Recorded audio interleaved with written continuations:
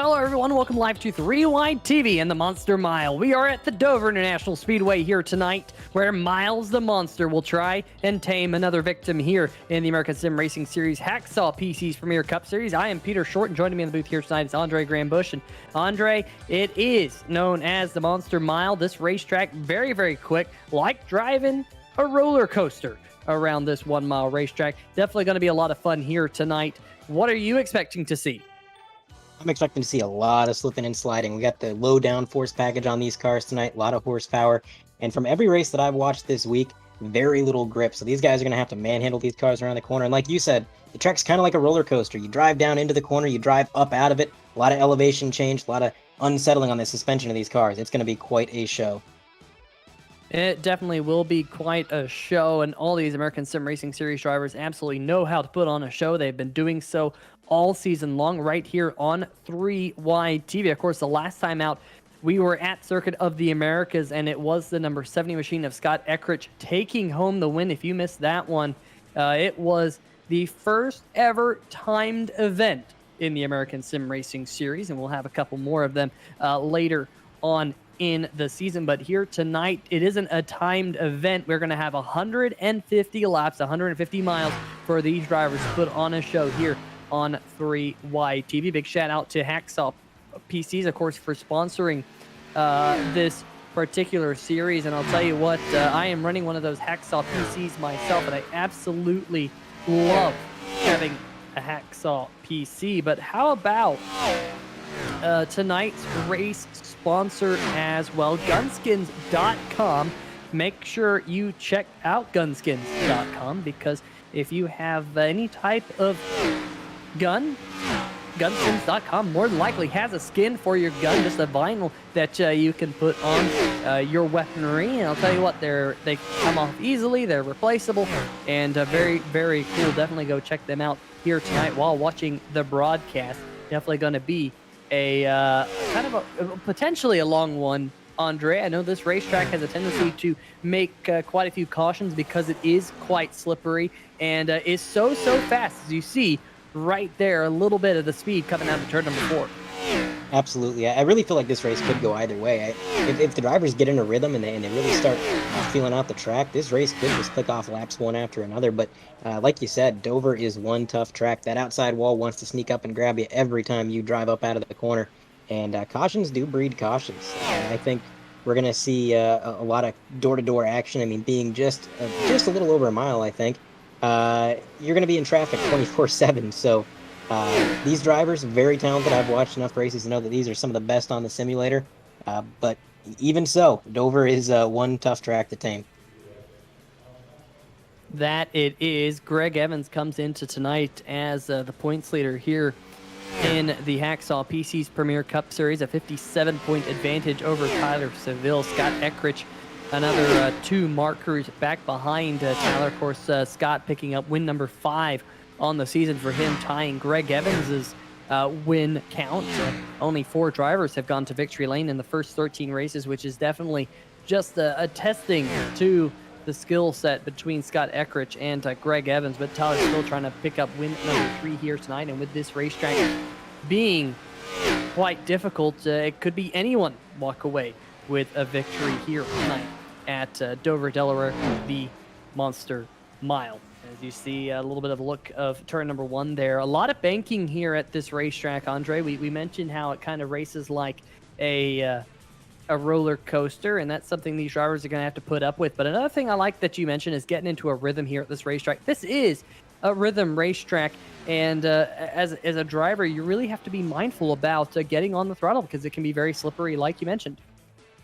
Absolutely. Your on and off throttle times have to be very, very precise here, because with this concrete surface being as slick as it is, an extra 5 miles an hour in either direction, too much or too little, can be the deciding factor between hitting your marks and sliding woefully out of your marks. Now, the straightaways even have a little bit of banking here at Dover, which means when your car starts to spin coming out of the corner, it never really catches itself. It tends to continue spinning down towards that inside wall, which here at Dover is extremely close to the racing surface. You can see right there on your screen, there's no runoff, there's no infield, there's no room for error. If something happens coming out of these corners, going into the corners, you just have to hope that your car stays towards the center of the track, which of course, gravity doing its thing, it probably won't. So this is a track that absolutely demands perfection from anybody who attempts to tackle it. Yeah, that is absolutely true. I mean, how many times have we seen the backstretch turn into Pinball Alley here on 3-Wide TV over the years? We've been broadcasting here as well as in real life. But out there on the racetrack right now, we got the Midwest Simulations pole shootout. The number 18 machine of Doug Mullins jumping up to the top of the board with the number 39 of Pete Baskins. Second place on the board. I'm sure we'll see more time start to come in. Nick Curling jumping up to the top of the board in the number 10 machine.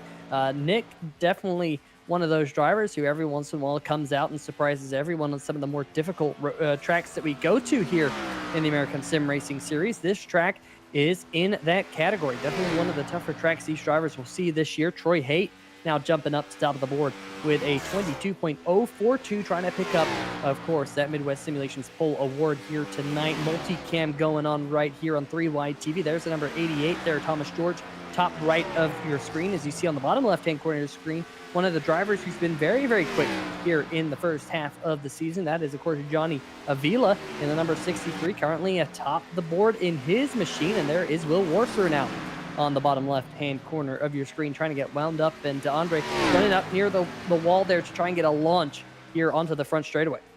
Yeah, it's almost like how you would qualify at a plate track. You want to run on the high line for your first lap to build up as much momentum as you can, and then on your second lap, you're going to see a lot of these guys dive down to the bottom, just like the number 2 machine there is doing.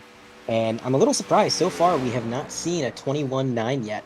We've come close. Johnny Avila with a 22.003, so about as close as you can get without actually nabbing one. But we did have 4 drivers in the 21.9 range. And just as I say that, Greg Evans in that number 2 car jumps to the top of the board, a 21.992, the only driver so far to break that 22 barrier. And of course, Greg Evans isn't exactly known for his speed in the qualifying session. In fact, been shut out this season in the Midwest Simulations Pole Shootout. Although he has 5 wins to his name, he usually tends to shine towards the drop of the green flag. But here turning in that first 21.992, got Eckrich in the number 70, another heavy hitter who has, on the flip side, many poles this season. I think, in fact, he has picked up 6 poles, if my memory serves me correct. In fact, he is going for 4 consecutive Midwest Simulations Pole Shootout victories here tonight. We'll see what he can do as he blasts down the backstretch here. Just about 6 minutes left here in the qualifying session. Running a little bit higher up on the racetrack, and I saw that out of the number 29 machine as well. Will Warser ran a little bit high, I think, on both of his laps. Surprisingly, it's Woody Mahan getting on pit road, it looks like. Maybe getting a little bit of practice getting to pit road, because I'll tell you what, Andre, this is probably the most difficult pit lane to get onto. It absolutely is. That pit lane sneaks up on you coming out of turn 2, and you got to get slowed up so much to get that entry speed just right. And with how narrow the track is, if there's anybody behind you, it just complicates matters. It's very difficult. I've seen many incidents break out due to this pit road being where it is and the way that it is. But, looking at these qualifying times, it always astounds me with this league just how close the competition is. 3rd place all the way back to 12th are separated by 4 hundredths of a second, not even half a tenth, between nearly 10 entire cars. This is going to be, I think, a really close race to start, especially when you think that you're not going to see much separation. I mean, with this package that we have on these cars, the aero tight push that we tend to see at some tracks, they're not really going to have that. They're going to be able to run door to door right up on each other's bumpers.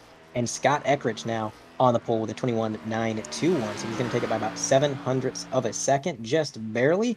But again, plenty of time on the clock, about 5 minutes remaining before we can go ahead and see if anybody else can try to claim that top spot. But not many drivers left, Peter. Only a few drivers have yet to turn a lap. Among them, Richard Fletcher, Tim Knott, Jason Stewart, John Eckert, Todd Kirkwood, Mark Myers, and AJ Digby all have yet to make their laps. But everybody from 26th onward has indeed posted a time.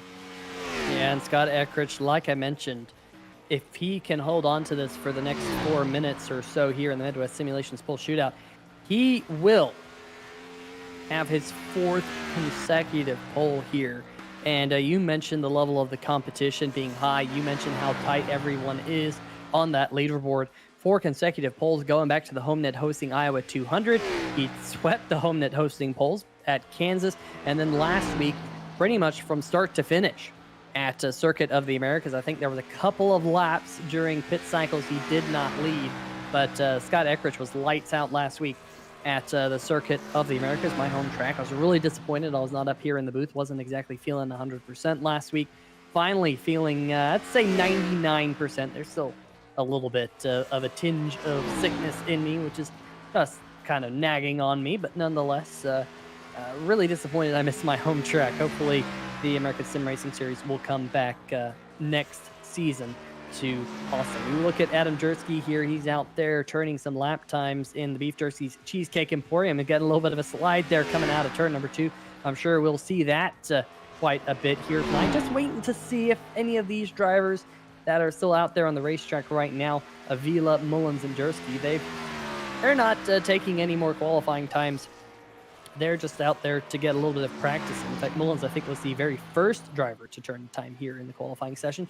I'm curious to know if we'll see one of them try and attempt to come down pit road, but at least for right now, I'm not seeing any of the other drivers yet to take time rolling out onto the race circuit. Those drivers who have not taken time include Tim Knott, Jason Stewart, AJ Digby, Todd Kirkwood, Richard Fletcher, John Eckhart, and Mark Myers. 33 cars here tonight, Andre.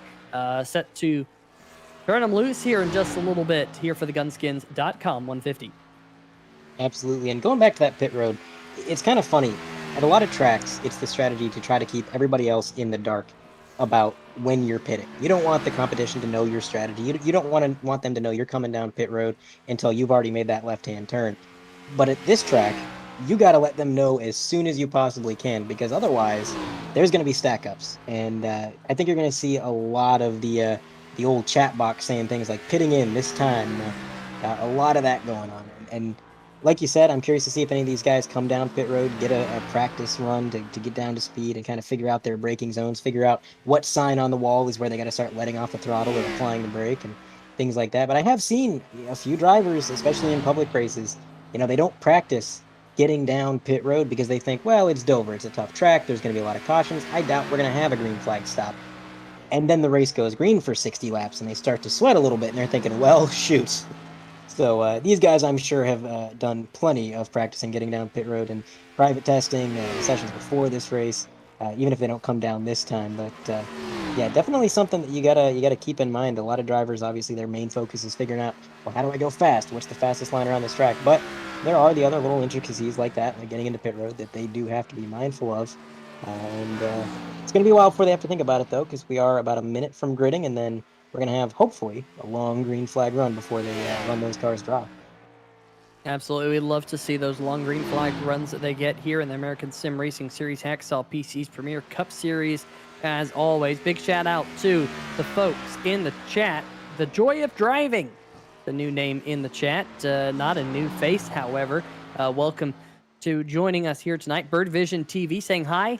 How's it going, Bird Vision? Hopefully you're having a good night. Hopefully you can sit back, relax, and enjoy some of the action going on here on 3Y TV. And Nikki Wartzer in the chat rooting on everyone, saying hello, guys. Nikki, how's it going? You having a good night? What's your drink of choice here tonight? Watching 3Y TV, would be curious to know.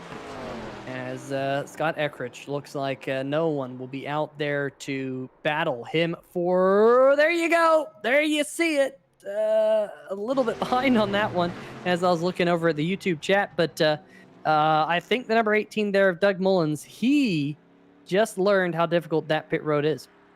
Yeah, that's one way to enter. Takumi Fujiwara drifting into the pit road. Maybe not the most ideal way to get in there, but as long as you get it slowed down in time, I suppose there's no harm, no foul. Because if you're coming down pit road anyways, you're getting tires. So who cares if you smoke them going in, as long as you get it down to speed.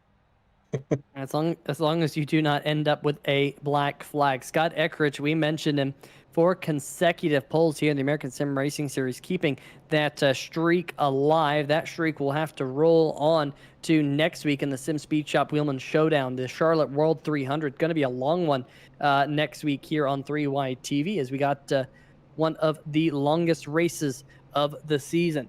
We'll see if we can bring up the starting grid here tonight at Dover, Delaware. Starting on the pole, Scott Eckrich in the number 70 machine, Greg Evans to his outside. That front row has combined to win 10 of the first 13 races this season. Johnny Avila, Jeff Yenish on row number 2. Keep an eye out for Jeff Yenish. I know those Yenishes have been very, very quick. Jeff picking up the win back at Kansas just a couple of weeks ago. Tyler Seville, Troy Haight on row number 3. Great qualifying time out of the number 28 machine out of Pennsylvania. Grant Brown in the 00 starting on the inside of row number 4. Thomas George, Steel Horse Racing machine. Definitely, we have seen a lot of pace out of that 88 this season. Just waiting to get to victory lane. Mitch Brown on the inside of row number 5. That's actually been one of the only qualifying runs we've seen out of Mitch Brown so far this season. What can he do from starting inside the top 10? And rounding out your top 10 is the Loud Pedal Motorsports machine of Jordan Harnish there, Andre. And back in 11th place, you've got Alan Young in the 24 machine. Pretty good qualifying effort from him. Starting alongside Steve Yenish, the other Yenish, who, of course, finished alongside his brother just a little while ago there, Kansas.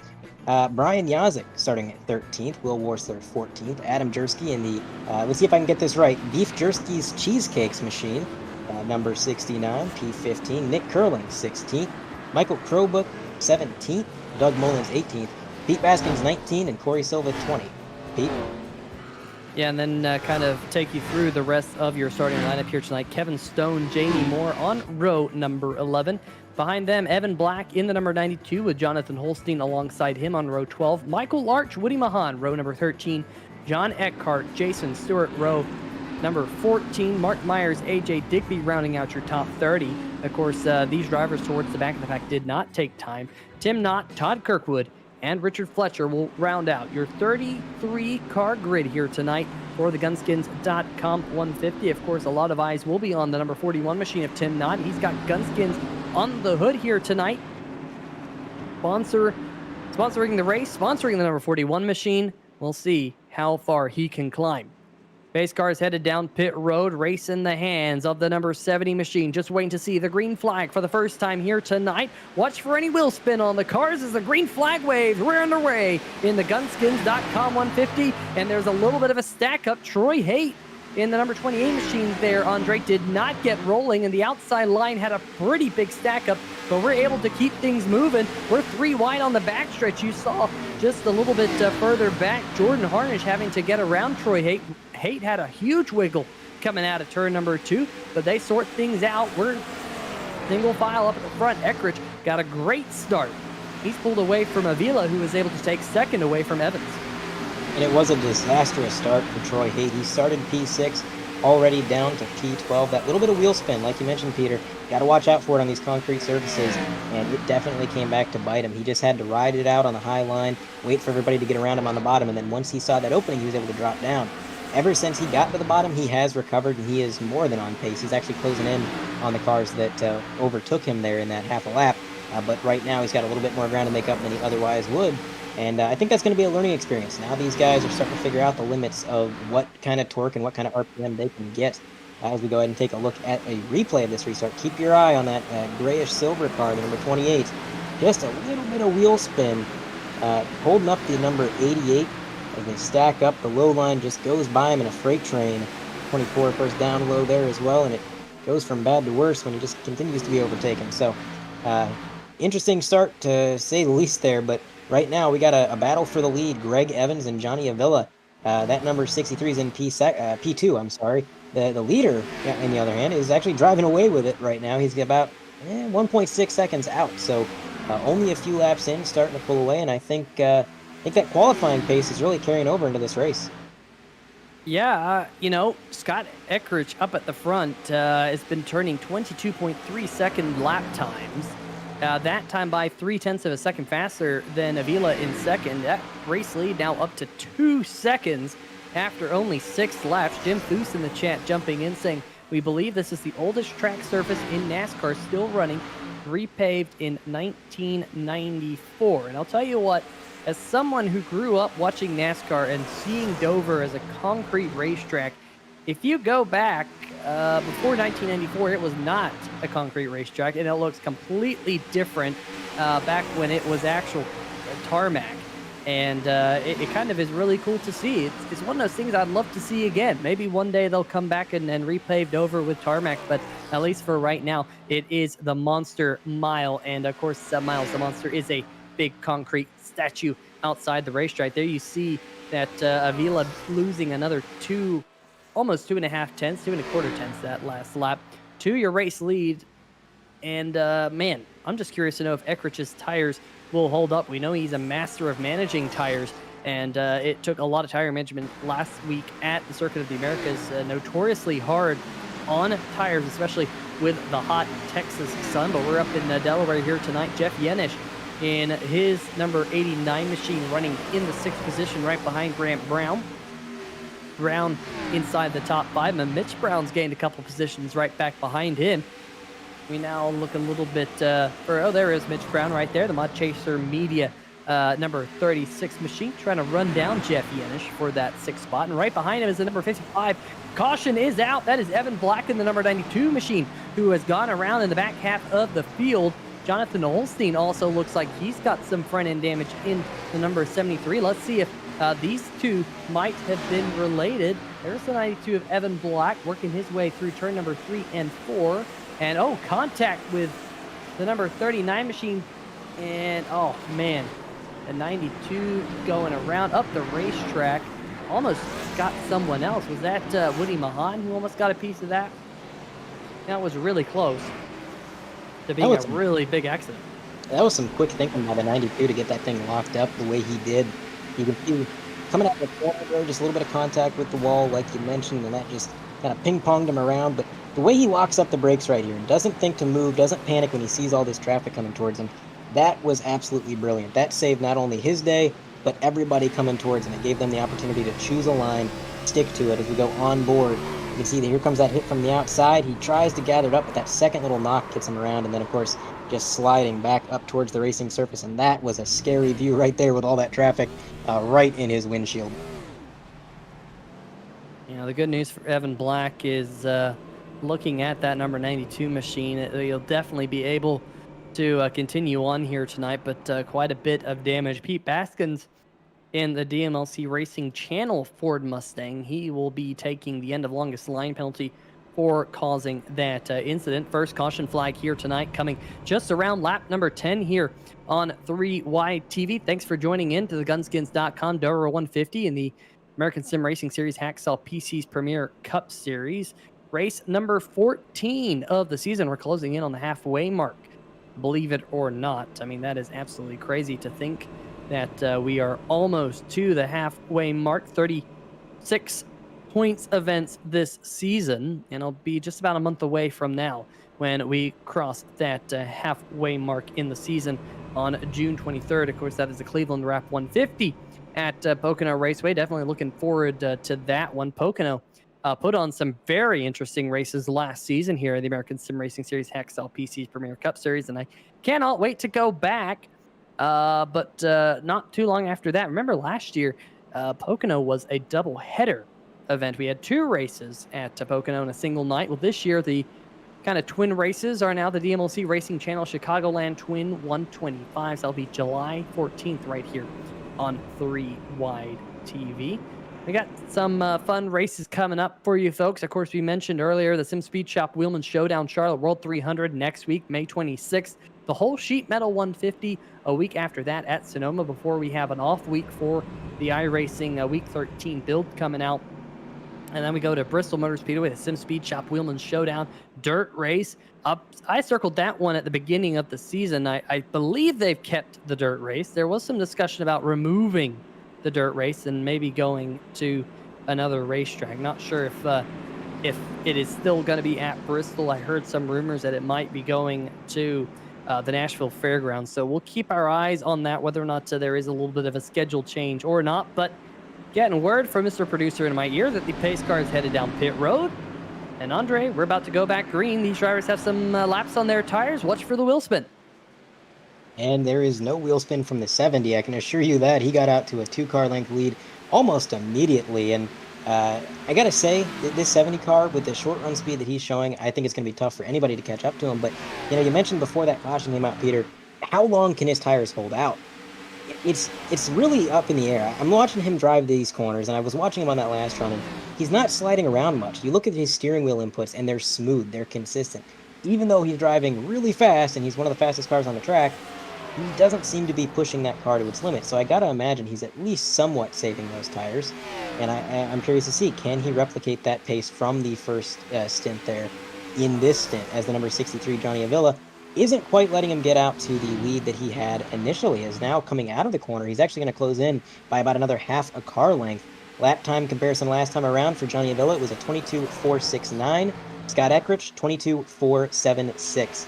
So just about 100th of a second quicker, almost identical lap times. And behind them, Greg Evans in that number 2 is trailing not far behind, kind of sitting in the catbird seat. If these guys start battling it out, then he's going to be in a pretty good position to try and capitalize. And from everything I've seen out of Greg Evans, he is kind of a closer.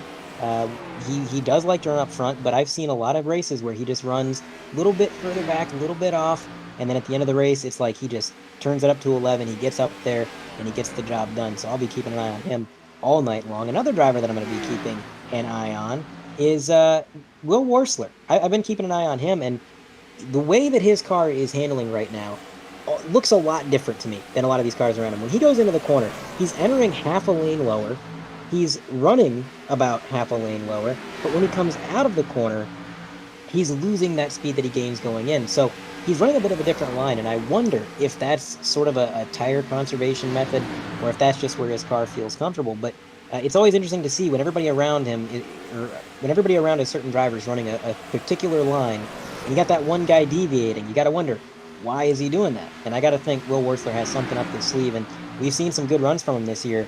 Definitely very consistent so far this year as he continues to battle it out with Steve Yenish back here for the number 11th position. That's not English, number 11th position. That's not English, but he's battling for P11, and I'm going to be keeping an eye on him all night long. I think everyone in the chat knows what position 11 is, number 11. Anyway, we did notice just a little while ago, Mitch Brown had some connection issues in the number 36 Mod Chaser Media Toyota Camry, and as such, he voluntarily dropped down to the bottom side of the racetrack and let the whole field on by, let his internet connection kind of settle itself out. This is a racetrack where having a bad internet connection can make your race go south very quickly in a hurry, and it seems like it is all stabilized on his end. Meanwhile, you talked about Will Worsler and him battling for that position. He's now battling with Alan Young for position. They come out of turn number 4. Young might have just banged net code contact, and definite net code. Alan Young hard into the outside wall. We stay green. And Alan Young's night is completely toast. That number 24, Young Gun Creations, ESM Customs Chevrolet appears to be done. Not sure if there's suspension damage. It surely looks like there is, but that was definite net code. We'll see this one on the replay. On the top right of your screen, you can see it looks like his car jumped up a little bit there when they had made contact, and like you said, definite net code. I saw that as it was happening live. It was a good 6 or 7 inches, as you can see right there, between them. And you had just mentioned, Peter, having bad internet or having internet issues can be a day ender at a track like Dover. If you start blinking out, if your internet starts to have issues, there's really nowhere for you to go where you can get out of the other driver's way, as well as get yourself out of harm's way. I mean, the entire track, there's going to be traffic all over the place, but 24 has made his way down pit road. It looks like he's taking tires, so at the very least, he's going to try to get back out there and salvage what he can, but it's going to be an uphill battle, Peter, because he's going to go laps down, pitting under green. He didn't get the caution with this incident, and now he's going to be down an extra set of tires, having to pit so early compared to everybody else. So this night just got a whole lot tougher for the 24. Yeah, Jim Foose in the chat saying hard hit for the number 24, and it was an extremely hard hit. Really didn't have any time to try saving the race car or lose any momentum. It was a very, very hard hit. And one thing we haven't really mentioned here tonight, but this racetrack is one of the fastest race cars, or one of the fastest racetracks that we go to. I mean, It's only a mile in length, but going down the front stretch 170 miles an hour, diving off into turn number 1. You're going fast. When you hit that wall, you're going to hit it hard as, ooh, there was a car back there. We just saw at the top of the screen, I think it was Kevin Stone in the Equestra Bank Toyota Camry. Coming out of turn number 4, had a little bit of a moment. Not sure if he just got loose or might have clipped the wall, but there is that number 17 machine. He was battling with Michael Krobach, Jamie Moore, and I think Krobach was able to get around him. He's able to keep Moore at bay, as well as Woody Mahan, but move Michael Krobach up to 17th in that little scuffle. But I'm looking a little bit now further up towards the front. Grant Brown and Brian Yazik starting to make some noise in the number 55 machine. Of course, sporting thumbs up, cancer down for the month. That number 55, we're used to seeing 8ppsimulations.com on the front of his Ford Mustang, but here he is, thumbs up, cancer down, now up inside the top 5, and we got a battle now for 6th position between Grant Brown and Jeff Yenish. Yenish, who had slid back just a little bit from 6th position, now able to get that 6th position on back. And Thomas George, the 88, looks like he is was trying to look to the inside of the 00. Grant Brown able to slam the door on the number 88 machine. And Grant Brown's really shown us this struggle of running the high side here at Dover. It seems like he's got a pretty good car underneath of him, but when he gets stuck on that high line, there's just not quite the speed. Not yet, at least. I think the high line's going to come in as the night progresses. A little bit more rubber is going to get laid down. We're going to find a little bit more grip. And, of course, once the tires wear, the bottom lane's going to be harder to hold anyhow. So later on, we might see this high line that the 00's running come in a little bit. But as he gets into the outside wall a little bit near contact with the 27, he's able to get the car back under control, now under fire by the 94. Corey Silva trying to get around him now.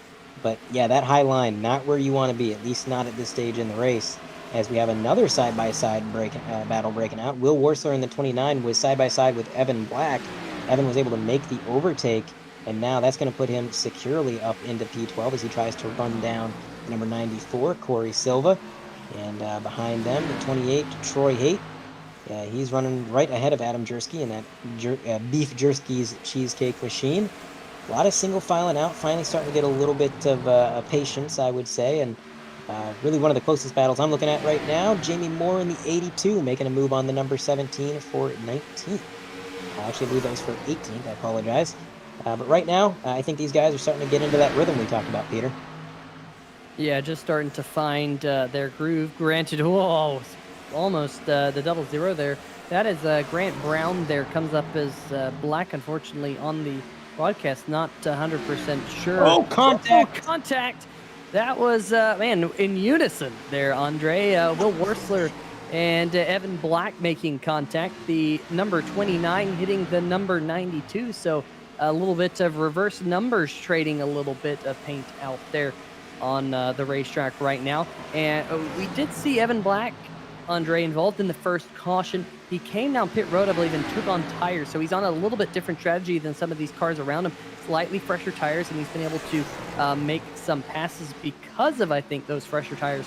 So Evan Black trying to get a little bit off strategy, and I don't blame him. He kind of had to do something with that damage he has, but good news, it doesn't look like it has affected him all too much as he tries to take away the position from Will Worsler. There is that battle.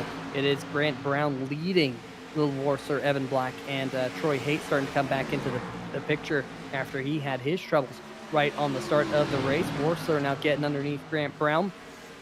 So Grant Brown here really struggling, Andre, losing positions left, right, and center. You're not missing anything up at the front as Scott Eckrich has pulled away. We continue to watch Grant Brown slide back through the field, now back to the 13th position and coming under fire from the PNN Water Filters 28 of Troy Haight. Yeah, I've noticed he's continuing to run kind of a higher line occasionally, even when he doesn't have to, when there's nobody beneath him. And it seems like his car is just stepping out. I'm watching that rear end start to slide and sway. And of course, he's having to lift off the throttle to gather it up, which is just giving the cars behind him plenty of time to catch up and close that gap. Now Troy Haight is going to be the next car in line to try to challenge him as he gets into the outside wall a little bit. The 00 tried to swing it wide going into the corner and swung it a little bit too wide as sparks started to fly off the wall. And it's one of those things where this track, if you burn up your tires a little bit too quick, if you heat the tires up too much, it's almost like you're driving a different race car than everybody around you. If somebody is better at managing their tire temps, they're going to be having a good time, and it's a domino effect because, oh, we got a caution. Not entirely sure what brought that out. We'll try to identify that as quick as we can, but it's almost a domino effect with the tire wear. When the tires get hot, you slide more, and when you slide more, the tires get hot, get even hotter. So that's definitely what the Double O is struggling with. Is he's having almost the opposite experience in this race as the 92. As the 92 is going up through the grid, he's going back through the grid. We got a replay. It's the I think that's the 04 alongside the 86, side by side through the corner. See the 04 down by the apron, and oh, how many times have we seen that tonight, Peter? The outside wall jumping out to show him some love. Unfortunately, a lot harder hit that time than the first caution that was brought out. Yeah, for sure. Mark Myers there in the 04. It will be probably day done for him. Here's another look at the Jerky Lodge, number 86. Todd Kirkwood right there coming out of turn number 4. Bam, there's the wall straight down into the unsuspecting Mark Myers, and that is bringing out caution flag number 2 just past the 1/4 race distance. And there you see a really banged up number 86 sitting on pit road. But speaking of pit road, here comes your race leaders down pit road as we get an onboard here of Mark Myers in the 04 machine. And like I said, pretty much unsuspecting there, and all of a sudden turned down into the wall, Andre. Yeah, I mean, he was just a bystander in that event, and you can't blame the 86 either. I mean, in that situation, to explain how it feels to anybody who's never driven this track, when you come out of the corner, that bump unsettles your car, and if you let off the throttle, then it's going to try to spin out. But if you stay in the throttle, then it's going to get tight, and you're going to slide up towards the wall. So it's this catch-22 where if your inputs aren't exact, if they are not perfect, if your momentum isn't just so that you can exit the throttle or exit the corner on throttle, then you're going to have a bad time. It's extremely difficult to manage. And as the tires wear and the run goes on, your concentration starts to lapse a little bit. You're just going to see more and more little bobbles like that. And at any other track on the circuit, a little mistake like that probably wouldn't cost you too much. But this is Dover. This is the track that, as we mentioned before the race, there is no room for error here. And unfortunately, the 04, of course, piloted by Mark Myers there, nowhere to go. He was just running alongside him. He was giving plenty of room. Unfortunately, just that contact sent him around, and now his night might be done. As Jim Foose in the chat says, the monster reaches out and grabs another car, and unfortunately reached out and grabbed 2 cars in one, with Mark Myers and Todd Kirkwood both receiving quite a bit of damage. How's it going in the chat here tonight? What's going on? Tell us about your day. Curious to know what you've been up to on this Wednesday right here in the middle of the week. It is Hump Day, and also the Gunskins.com Dover 150 right here in the American Sim Racing Series Hacksaw PC Premier Cup Series. Like I said, I got one of them Hacksaw PCs myself. Absolutely loving it. I've been loving it for the last few months. So make sure you check them out. Saw a picture today. I think the folks over at Hacksaw PCs might have been able to procure some of those well, they're almost like gold these days, those NVIDIA RTX 3000 series cards. So if you're interested in one of those NVIDIA RTX 3000 series cards, well, go check out our friends over at Hacksaw PCs and maybe buy a new PC rig from them. I know mine was absolutely painless, effortless, great customer service, best customer service I've ever had buying any type of electrical equipment. Got exactly what I wanted for an stellar price, all things considered, and I know other people have as well. You see Richard Fletcher at the 43. He's coming on pit road this time. Not sure who the lucky dog was under this particular caution flag, but right now it looks like we have 28 cars on the lead lap. Make that, yeah, it looks like we'll have 28 cars on the lead lap when we go back green here shortly. We have had a couple of retirements here tonight. Nick Curling, the number 10 machine, he pulled off onto the bottom side of the racetrack through turn number 1 and 2 about 12 laps ago and left the racing surface. So hope all is well with Nick Curling. It was kind of an abrupt exit. Definitely didn't have any damage on the car. Was running, I think, just outside the top 10 when it happened. Mitch Brown in the number 36 machine. He left the racing surface as well. Alan Young, of course, we saw him after that contact with the 29 machine of Will Worsler unable to get back out there on the racetrack, unfortunately for him. And Doug Mullins in the number 18 machine, we missed it, but Mullins has pulled off the racetrack. We're hearing that there was an incident, a single car incident involving the number 18 machine under the first caution flag on the back stretch. And Doug Mullins has retired the number 18 machine here tonight. Pace car headed down pit road. Looks like fresh tires on pretty much everyone up at the front of the field. Green flag waves once again. Scott Eckrich leads us, as he has done all night long. Look at the number 89 machine. Jeff Yenish there, Andre, dropped to the bottom of the racetrack to cut off the number 55 of Brian Yazik, and now he's trying to get around the number 11 of Seville. I think he's going to be able to do it as they come into 3 and 4. They're going to be door to door through the center of the turn. The 71 is able to get the number 11 is able to get a good run through the center, but coming out, 89 is going to clear him, no issue now. His sights are set on the number 2, Greg Evans, and he's going to try to run him down. But I tell you what, these fresh tires are going to be a scary thing for a lot of these drivers that are trying to follow Scott Eckrich, because these short runs with fresh tires, that seems to be where Eckrich is definitely flourishing. And we got another battle for P5, I believe. Brian Yazik trying to get around the number 11. So seems like right now Tyler Seville kind of going the wrong direction, Peter. Yeah, I wonder if he's learned something from that first run and thought, you know what, maybe I'm going to save my tires a little bit better on this particular run. Just not use them quite as much as he did before, and try and pick up some positions late in the run. Because, I mean, you know, we kind of had a green flag feel to that last run. Maybe we can get that going again once these drivers get back into their rhythm, find their groove here around the 1 mile, monster mile here at Dover International Speedway. Running out your top 10 right now is Evan Black, and the number 92 was involved in the first caution flag here tonight. Great job by Evan here to rally back after that early contact. You see a little bit of damage on his car. He's running right in front of the number 94 of Corey Silva. Silva has put together a really good first half here, first third of the Hacksaw PC's Premier Cup Series season in his Curling Design Labs Chevy Camaro. Keep an eye on him to work his way towards the front here before the drop of the checkered flag. Also running inside the top 10, Jordan Harnish in the number 27 machine. We haven't really mentioned him at all here tonight, clipping that apex on the hood of the number 27 machine, as well as, of course, the Midwest Simulation spotlights on the rear of his car here tonight. A little bit of a different look than what we saw in the first 10 or so races, but debuted this clipping that apex scheme back at Circuit of the Americas. In fact, we had a plethora of clipping that apex Fords last week.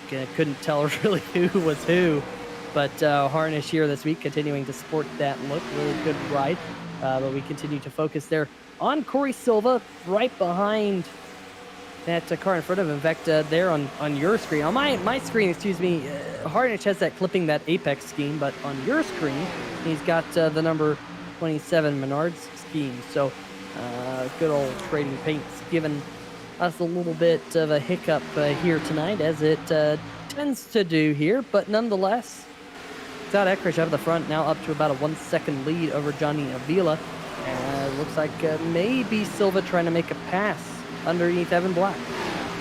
They are going to battle it out. The 92 getting a little bit loose there. But I'll tell you what, Evan Black really caught a bit of a break with everything that's happened. With him being a part of that first caution and coming down pit road a little bit off sequence, he was on fresher tires and he was able to gain some track position because of that. And then before being off sequence could come back to bite him, we got that other caution at almost the perfect time, meaning he got to keep the track position, get on the same sequence as everybody else, and now he's going to try to do everything he can to keep that track position and use that sort of lucky break. But unfortunately, the bottom lane is moving. You can see the number 69, Adam Jersky, trying to get around him as he tries to maybe pinch him down a little bit. He's going to get the run out of the corner, and he's now not quite clear. I thought he was going to get clear. But yeah, he is going to slide down in front of Adam Jersky. That was close, and with all the netcode issues we had tonight, that was a little bit scary, Peter. Yeah, it was. Oh, we got car around in turn number 1, and that should bring out the caution flag. Has it? Oh no, excuse me. what was I looking at? I know what I was looking at. Okay, never mind. I was actually I was going back to figure out what happened to AJ Digby, and I went back on the replay on my end, folks, and I found out AJ Digby was involved in the first accident that we had here tonight that happened in turn number 1. That's why I was calling something in turn number 1. I saw it on my screen, not the screen that you're seeing back at home. But there is AJ Digby, like you see on Huge your hit. screen. 92. Sorry to cut you off there, Peter. The 69 had a massive run coming out of turn 2, and he took that run straight to the rear bumper of Evan Black in that 92 car. With how hard they hit, I cannot believe both those drivers kept the cars pointed in the right direction. They're now side by side, battling it out for P12. Neither driver relenting, door to door. The 69 getting a little bit loose. The 72 behind him kind of acting as a control car. Which car does he lend the draft to? Which lane does he choose? Well, looks like the 92 is going to drop back a little bit. Now, Adam Drisky firmly ahead, but I got to wonder. I almost think the 69 might be in danger of having some radiator damage because that hit, I mean, it was square on the nose and it was hard. So that's going to be something I'm going to have to keep an eye on just to see. But right now, looks like Drisky is on an absolute mission because his lap times are more than comparable to the leaders right now. And he is moving towards the front.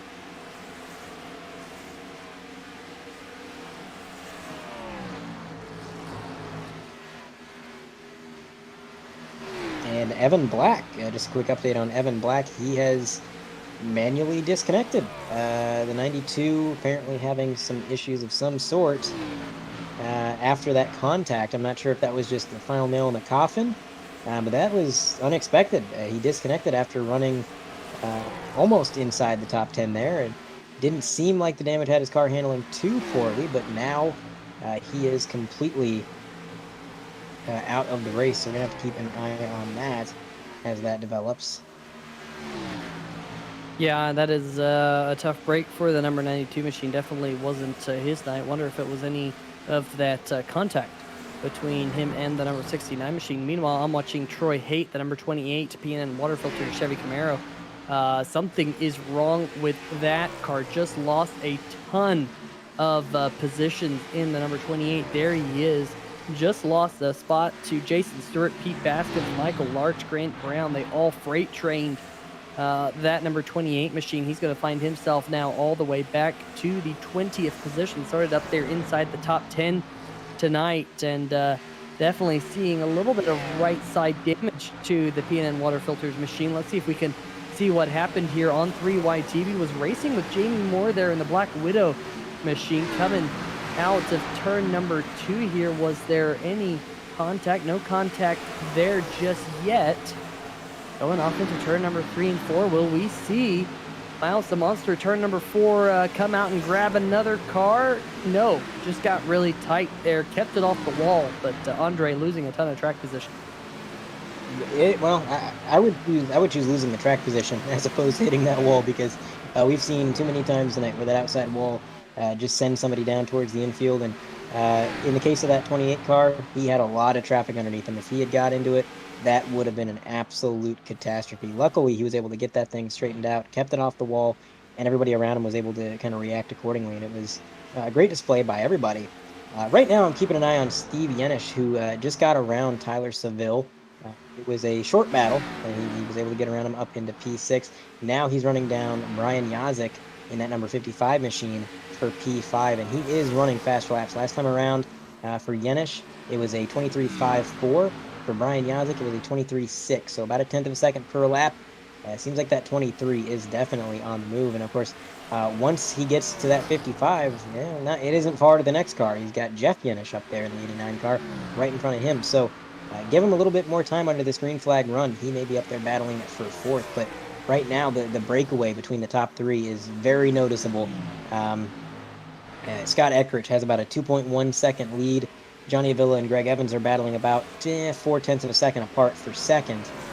And then it's about a 1.5 seconds all the way back to Yenish. So getting a little bit of separation, a little bit of a breakaway. And I got to tell you, Peter, I think that's probably a welcome change of pace for some of these leaders, because Dover is a track where you rarely get a second to breathe. You rarely have clean and green track ahead of you to just turn your laps and get in the rhythm. So these guys probably extremely relieved to have this kind of methodical racing right now. Well, I'll tell you what, Miles the Monster almost reached out and grabbed one of your top three just a couple of laps ago. Johnny Avila had a little bit of a tank slapper down the front stretch, just tagged the wall a little bit and then went yo-yoing back and forth, but was able to keep all four tires underneath him and continue on. But like I mentioned, or like you mentioned, Andre, 2.5 seconds behind your race leader right now. Greg Evans trying to close in. Jeff Yenish in fourth. Brian Yazik in fifth. But here comes Steve Yenish. Battle for that fifth position right now. And looks like Steve Yenish has the preferred position going off into turn number 3.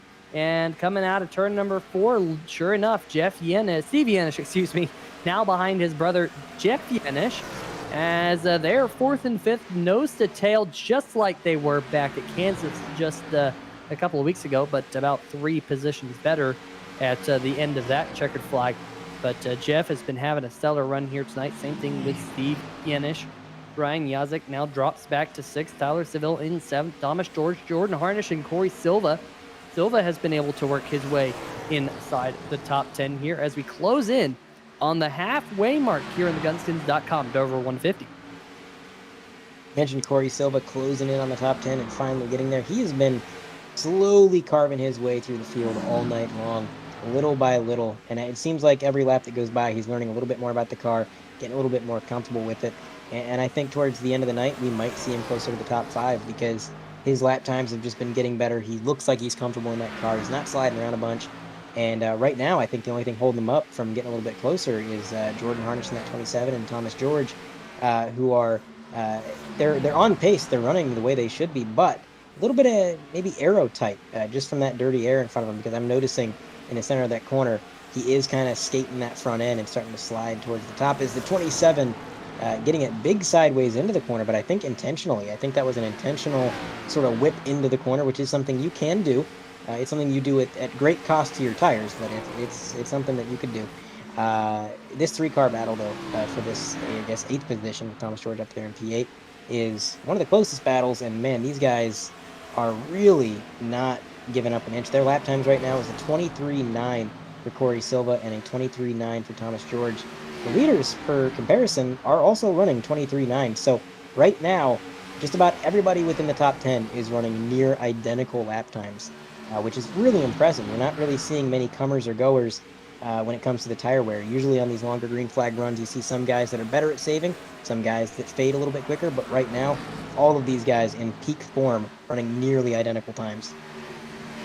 Yeah, just looking at average lap times over the last 5 laps or so, Scott Eckrich, the fastest driver out on the racetrack. Not only is he leading, but he is pulling away. Steve Yenish in the number 23, second fastest car out there on the racetrack, followed by Johnny Avila and Jeff Yenish as well. Greg Evans now in the top 5 fastest. So really your top 5 drivers are your top 5 fastest drivers, and not really anyone else making any inroads on them. Thomas George is your 6th fastest driver, then Corey Silva, Tyler Seville, Jordan Harnish, and Will Worsler back there, and then Brian Yazik. So really, your top 10 or so over the last 5 laps are just about where they should be. They are your top 10 fastest drivers, or thereabouts. Not really seeing anyone kind of drop too far down the speed charts as of right now.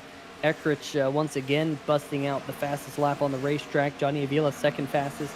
So, I don't exactly see a whole lot of coming and going at this present moment in time, although looking a little bit further back in the pack, Jason Stewart in the number 1 machine. He's battling for position with the 00 of Grant Brown in front of him. A different look on that number 1 machine. It looks like a beverage brand, but it actually says Tactical Tea, weaponized iced tea, Gunskins. Of course, tonight being the Gunskins.com 150, sporting a Gunskins look here tonight, just a little bit different than what you would typically see. So pretty cool to have Gunskins represented on the number 1, the Dirty Bird Sim Racing machine of Jason Stewart. Of course, also on the number 41 machine of Tim Knott. Knott is currently running in the 23rd position in his machine. We'll see if we can get a quick look of the number 41 as he blasts his way off into turn number 1 here in just a brief moment.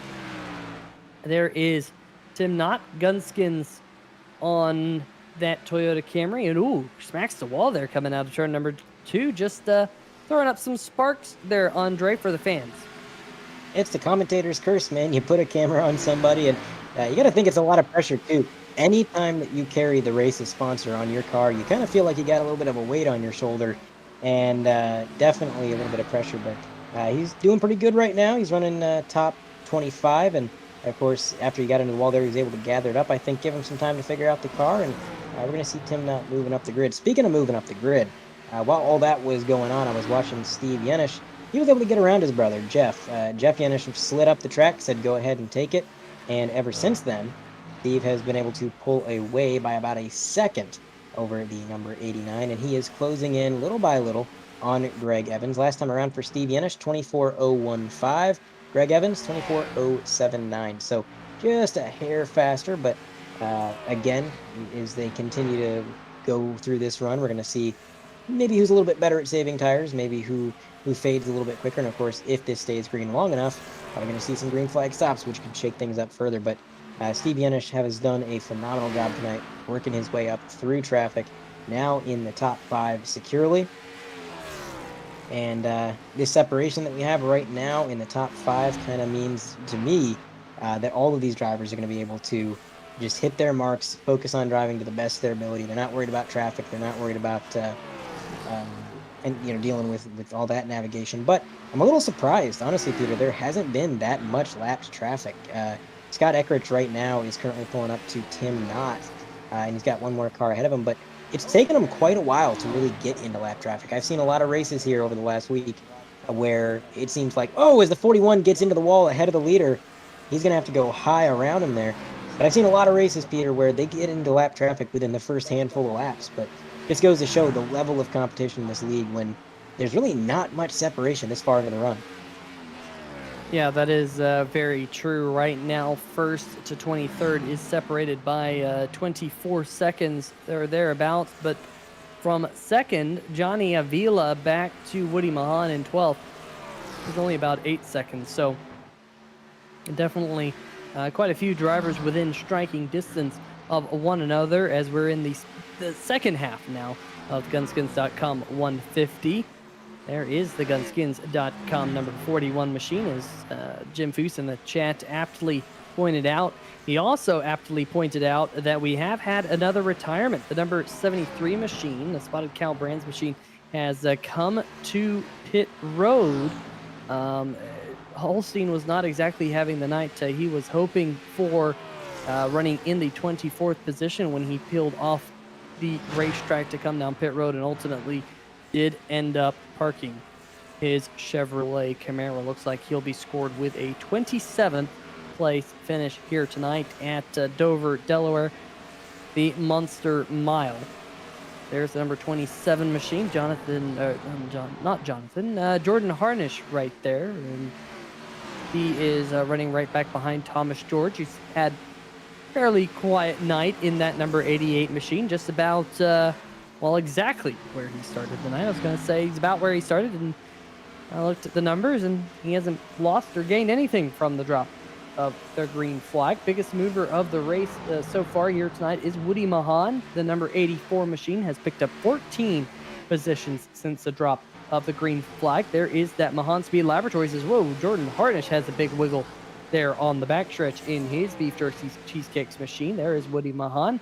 Woody Mahan, according to his profile there on the SDK gaming website we use for our graphics. Jason Stewart, Corey Silva, both of those drivers have gained 10 positions here tonight, so big pickups for the number 1 Gunskins machine, as well as the number 94 Curling Design Labs Chevrolet. AJ Digby's picked up 9 positions, although he's still mired down in 21st position. We are going to pick up this battle for a spot inside the top 6. Brian Yazik has it. Tyler Seville wants it. Seville has 2 wins to his name so far this season. A lot of drivers think maybe he could have had 3 wins to his name if a couple of races had gone his way. But I'll tell you what here, Andre, He's looking pretty quick, and the 55 of Yazik in front of him appears to be struggling here. Yeah, at the start of this run, I pointed out it seemed like the number 11 was going the wrong way. Tyler Seville was dropping track position pretty rapidly, and you pointed out maybe that's intentional. Maybe he's saving tires. Well, I'm inclined to agree. Oh man, the 55 big loose. But I'm inclined to agree. I think the 11 was conserving his equipment and just trying to keep it fresh till the end here, because right now he is one of the faster cars inside this top 7, as he is going to make the move on the 55. Not going to put up too much of a fight for it. I think, like you said, he's struggling with that car. The handling not quite there for him. So sometimes when your car is just ill handling and you're not comfortable in it, it's better just to concede a position than try to battle out everything you got just for one position that might end up wrecking your car. So smart move by the 55, dropping back a little bit, see if he can regroup, maybe under this next pit stop, get some fresh tires on there, maybe make some tire pressure adjustments if they can do that, and get that thing felt out. But Tyler Seville continuing his charge towards the front. And speaking of charges towards the front, I keep talking about him, but Steve Yenich has caught Greg Evans in the number 2, and it is a battle for third on the podium. He's been lapping, at least during the period where he was catching up to Greg Evans, it was about 1 to 2 tenths faster per lap average over a period of about 10 to 15 laps. Now he's there. It is completely up to him whether or not he can make this pass. As they say, getting to somebody is one thing, passing them is another. But the number 41 car, a little bit of a pick maybe. He's going to dive down low. Greg Evans to the bottom, the 23 staying up high. And he's going to drive it down the banking. Watch this run coming out of the corner. 23 had a run, but he got a little sideways, had to lift, and then lost that track position. So this is where things get tough. That 23 is going to have to, I think, just wait it out for a mistake from that number 2, because this is one narrow track and it can be very difficult to pass. And we also had some pit stops there. You see the number 69 machine, I believe, just rolling off pit road. We saw Pete Baskins come down pit road. Grant Brown came down pit road. Michael Krobach and Adam Jersky joining him. So a couple of drivers here electing to come down pit road with 51 laps left in tonight's event here at Dover International Speedway. But we continue to watch this battle between the number 2 and the number 23. Like we got another car coming on pit road right now. So definitely it is time to come down pit road. Jeff Yenich, the first of your top 5 to come down, I think. No, take that back. Steve Yenich and Johnny Avila. All 3 of those drivers coming down. A couple of drivers going to stay out. When will Scott Eckrich, your race leader, finally make it onto pit road? Kevin Stone in the number 17 machine. Is he out of fuel? He's definitely slow coming to pit road in the Equestra Bank machine right in front of the 2 of Evans. And Evans, folks, I don't know if Evans sped getting to pit road, but it must have been extremely close for the number 2 Carolina Simworks machine getting to pit road. There is, man, that was tight with the number 17, and that's tight with the number 84 of Woody Mahan. Pit road isn't easy here at Dover. It is tight. In fact, I believe these are the smallest pit boxes in all of NASCAR. At least at one point they were. Very tough to get into your pit box, but Greg Evans does a masterful job hitting his marks. We'll see whether or not he had a pit road speeding penalties. He definitely was very hot getting to pit road. There is the 11 of Tyler Seville on pit road, and somehow we had him out in the racetrack at the same time. So there he is in his pit box. I think we might have been queuing up a replay of his pit entrance there, but there's the 94 on pit road. Here comes Jordan Harnish on pit road. Pit road, a very happening place right now. Absolutely, and I'm really curious to see where does everybody cycle out, including Steve Yenich. He was one of the first to adopt pit road there, and he was not too far behind the number 63 machine, as well as the number 2. So getting in that 1 lap sooner is, whoa, we got a replay of an incident, or maybe that's happening live. I'm actually not. Oh my, no, that's happening live. That's the number 55, Brian Yazik, who was nearly involved in that, going into the corner side by side. I can't believe that was not bigger than it was. I mean, there was cars everywhere there, Peter, and they seem to have gathered it up. No yellow flag. Yeah, Tim Knott got into the outside wall and tagged the number 29 machine of Will Worsler, and he came down into the side of Brian Yazik.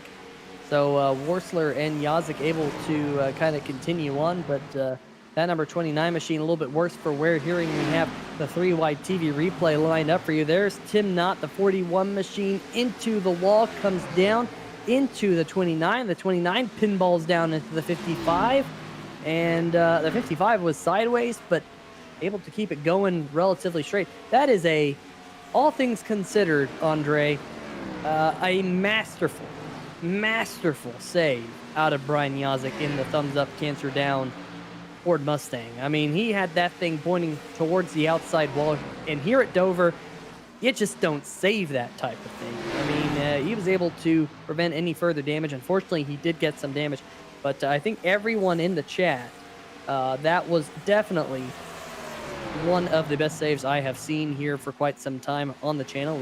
We do get some good ones here watching the American Sim Racing Series, Hacksaw PC's Premier Cup Series. These drivers are some of the best in all of iRacing.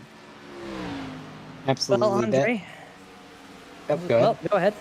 I was going to say that is my moment of the race by far. That, like you said, you don't save that here at Dover. I don't know how Yazik was able to pull that off, but he was waving to the spectators in the grandstands completely sideways. And then it snapped back around, and I thought, well, now he's going the other way, but he saved it then too. And other than a little bit of quarter panel damage, he's able to keep going. And right now, being scored, I believe, if I can find him, in P7 as he comes out of pit road. You can't complain about that. It could have been so much worse. I said it was my moment of the race. That might be one of my moments of the year. Absolutely incredible by Brian Yazik. Yeah, you said he was waving to the fans. I think you meant sawing on the wheel. It looked like he was waving to the fans, but the wheel was whipping back and forth. It wasn't his hand. So, yeah, definitely masterful piece of driving from the number 55 machine. Meanwhile, out there on the racetrack, Thomas George is your race leader as we are working this green flag cycle. There's the number 28 of Troy Haight. He's up there in the 4th position, or excuse me, was in the 4th position. He's just slid back to 5th because AJ Digby in the 14 got around him. You see Digby there sliding up in front of Kevin Stone. Stone has made his pit stop here, what we believe will be their final pit stop here tonight, assuming the remainder of this race goes caution free, although there was another car right in front of Jamie Moore who hit the wall. Who was that who just had a big moment? That was Michael Larch in the number 3 machine. Michael is one of those drivers needing a good run here tonight. Comes into tonight 31st position in points. Troy Haight, you're just on your right-hand side of your screen there. Troy Haight in the number 28 machine. He needs a good night in points as well. Just on the outside of the top 20 in points. Top 20 gives you a guaranteed starting position here in the Hacksaw PC's Premier Cup Series. And Troy Haight is one of those drivers just on the outside looking in. Lost 2 positions in the point standings at the Circuit of the Americas last week. He needs to pick up 4 positions on a driver who didn't start here tonight, Jackson Van Valkenburg, not at Dover, Delaware, so presumably Troy Haight will be able to bump himself back up into the top 20 in points after tonight with Van Valkenburg not running. In fact, he'll probably bump himself up above Alan Young, who was in the Hacksaw PC playoffs last season in his number 24 machine. His start to the season, his terrible start to the season, continues here tonight at Dover, Delaware. A couple of other drivers out there. Of course, Johnny Avila, he is in 16th position in points. He's having another stellar night here tonight, although we're in the middle of that pit sequence. There's the 00 of Grant Brown as we see Michael Larch now making his way to his pit crew for his final pit stop. But that number 70 machine, Scott Eckridge, he's starting to get some cars a lap down, at least a lap behind him, not necessarily a lap down yet, as he's still not the race leader here, Andre, as Thomas George and Jason Stewart still out there on old tires. Yeah, a lot of these guys opting to take this long run strategy, which I didn't entirely expect. But at this point, they're committed. And if they were to get a yellow flag or anything like that, it would definitely pay off. And in the case of Troy Haight, like you mentioned, he was on the outside looking in terms of being top 20 in points as they came to Dover tonight. And he kind of lucked out that the competition didn't show up. He's just got to get a few positions on him. And he kind of just has to get there to the end. But extra positions never hurts. Get as many points as you can, and that's what he's trying to do with this strategy. Staying out as long as he can, just trying to do something different from what everybody else is doing. Now, I'm also getting words across the radio that apparently the number 88 is getting a black flag for damage. So, not entirely sure what's going to happen with that. But that's an interesting development. I'm not sure what happened to the 88 to give him a little bit of damage, but he is confirming that he has a black flag right now. That is a real tough break for the number 88 machine, Thomas George, on pit road right now. I mean, he had stayed out for quite some time, but that will cycle Scott Eckrich back to the race lead, looking to pick up a series leading win number 6 here tonight at Dover International Speedway. There he is right in front of Woody Mahan. Mahan is running in the 18th position. So when this all cycles out and Thomas George has got that damage fix that he needs to get repaired, I believe we'll be down to just 17 or so cars on the lead lap. But there is the number 70 whipping his way coming out of turn number 4, getting word that Thomas George just had very slight amount of damage. He's back out and away in his Snap-on Chevrolet, but his long stop, him staying out for quite some time, has dropped him well down the running order. We'll see where he cycles on out, but he will have fresh tires. Here comes AJ Digby to his pit stop. He was another driver who had held out for as long as he could here in the Gunskins.com Dover 1-50 round. Number 14 of the Hacksaw PC's Premier Cup Series here at the famed Monster Mile, Dover, Delaware. It looks like AJ Digby is down and away, and he'll get back out there on the racing surface. I'm just looking up and down, Andre. If we had any possible pit road speeding penalties, and there is one driver who stands out as having a pit road speeding penalty, and that is driver of the number 82 machine, that being Jamie Moore, had a extended stay on pit road. I believe Jamie picked up a pit road speeding penalty with a 55-second pit stop. iRacing likes to give you a 40-second stop and hold, and that tacks on to about a 15-second pit stop, so the math adds up for Jamie Moore picking up a pit road speeding penalty, and he is scored currently in the 24th position here tonight out there on the racetrack. Michael Krobach in the number 72 machine, he was one of the early adopters to pit road. He's gained a couple of positions, but Jordan Harnish now says, you know what, I want that 8th position, takes it away from him, and Thomas George in the number 88 will be just trying to get back on the lead lap, trying to run down the race leader, Scott Eckrich, as he gets around them both in that Snap-on Chevrolet. Jason Stewart in front of him. That is not for position. Jason Stewart a couple laps down. Definitely not been the night that bright yellow Gunskins machine wanted, and also not a great night for the other Gunskins.com machine. Jason Stewart's teammate Tim Knott also 2 laps down, 1 position in front of him in the 21st position. Troy Haight in the number 28 right now, running in 6th. But has he come down pit road? No, he has not. Troy Haight here, Andre. He's been out there for 84, make that 85 laps this time. But as I say that, PNN water filters machine peels off onto the peels off the banking, excuse me, and he will come to his pit crew here, going 85 laps on fuel. That was quite a stretch. I'm really surprised to see anybody go that far, and I gotta admire it. Like I said, he was dedicated to that strategy. He knew coming into this race that he was on the outside looking in terms of points, and sometimes when you know that your back's to the wall and you got to make up as many points and get as much track position as you can, you just got to do what the other guys weren't, and that is exactly what the 28 did. He tried to stay out as long as he could. If he had got a yellow flag, definitely could have benefited him. Unfortunately, we did not see any yellow flags within that pitting sequence, so he was forced to run that thing all but dry, come down pit road, and now he's going to drop back massively. The only consolation prize being he is now going to be on the freshest tires for the remaining 22 laps of the race. Up front, not much has changed. Scott Eckrich still has a 7-second lead, a commanding lead over second place Johnny Avila. And Steve Yenish has been lingering back from the 63 machine in P3 by about 0.5 of a second for, well, pretty much since the pit sequence has ended. He has been about 5/10 of a second back. But now he's got a little bit of pressure from behind because Greg Evans in that number 2, he's starting to come to life. He has closed that gap rapidly, and now he is on the hunt as the 23 gets loose. He slid down to the apron, as you can see. Now the number 2 trying to get down low to the quarter panel. He is going to try to stay down low going into the corner, but the 23 says no. He comes down, chops him off, and the 2-car slides high. Here comes the 14. Where's he going? Holy goodness. That 14 came in with a head of steam. What a move that was on those fresher tires. But we are at 20 to go, and things are getting real exciting here, Peter. Yeah, Evans also has 1 lap fresher tires than that number 23 machine right in front of him. Also having 1 lap fresher tires than Johnny Avila.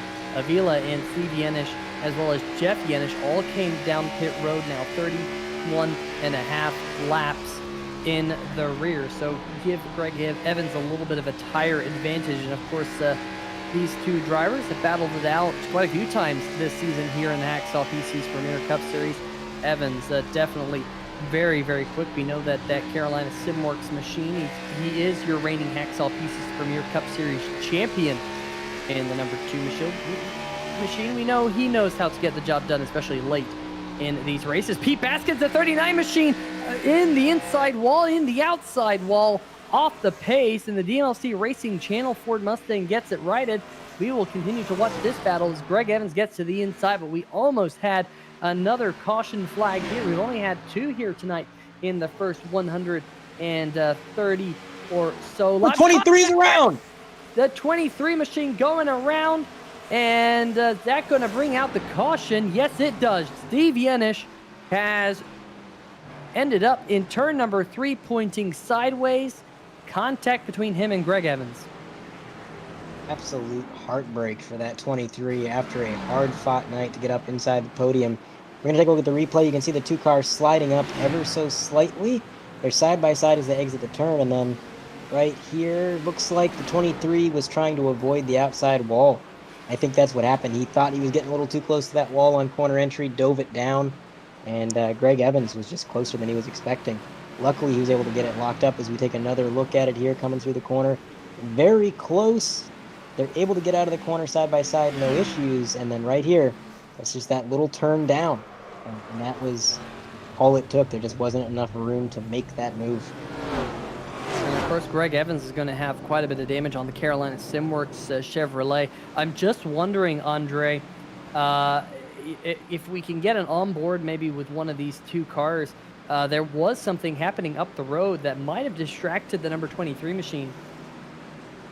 And we'll see if we can get another look at that as Greg Evans was able to keep his number 2 out of the wall. But like I mentioned, here we go. Watch out front. Watch turn number 3, because there's a car that gets into the wall. There's a little bit of puff of smoke, and there's a car in the wall. And I'm wondering if that puff of smoke just distracted that number 23 machine of Steve Yenish just a little bit and caused them to get into that outside wall. But any way you swing it, Andre, that is a tough break for one of the drivers who's been lightning quick here tonight. Looking at the scoring pylon, we have been whittled down to just 8 cars on the lead lap, it appears. Not sure if that's an iRacing scoring issue, but we're down to just 8 cars on the lead lap, including the number 23 machine. We know he has quite a bit of damage on that car, so I believe we will probably lose another car, but we will gain another car on the lead lap as Michael Krobach has picked up the Lucky Dog Award. We did have some cars come down pit road